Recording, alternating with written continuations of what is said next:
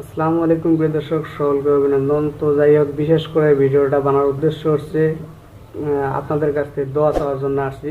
তো সেটা হলো মর্মান্তিক একটা ঘটনা ঘটে গেল। সেটা হলো 25শে মার্চ, অর্থাৎ কালকে এই ঘটনা ঘটছে।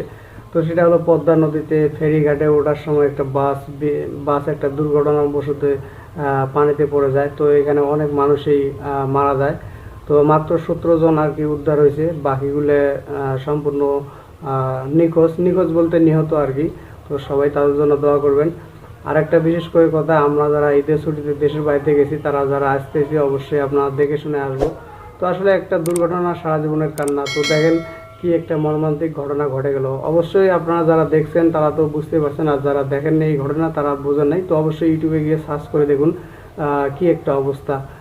একটা বাস একটা পানিতে পড়া মানে কি, একটা বাসের মধ্যে কতগুলো যাত্রী থাকে আপনারা তো ভালোভাবেই জানেন।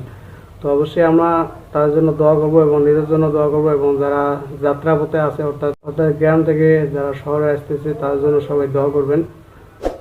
তো বিশেষ করে আমার জন্য সবাই দোয়া করবেন।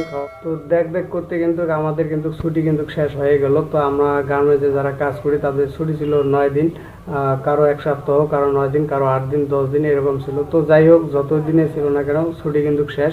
তো আবার কিন্তু আমরা সবাই কিন্তু ঢাকা শহরের উদ্দেশ্যে রওনা দিচ্ছি, কারণ কর্মস্থলে যেতেই হবে। তো সবাই ভালো থাকবেন, আর বিশেষ করে তাদের জন্য দোয়া করবেন যারা নিহত হয়েছে ফেরিঘাটে ওঠার সময়, তো পদ্মা নদীতে আর কি। তো সবাই ভালো থাকবেন, অবশ্যই দোয়া করবেন।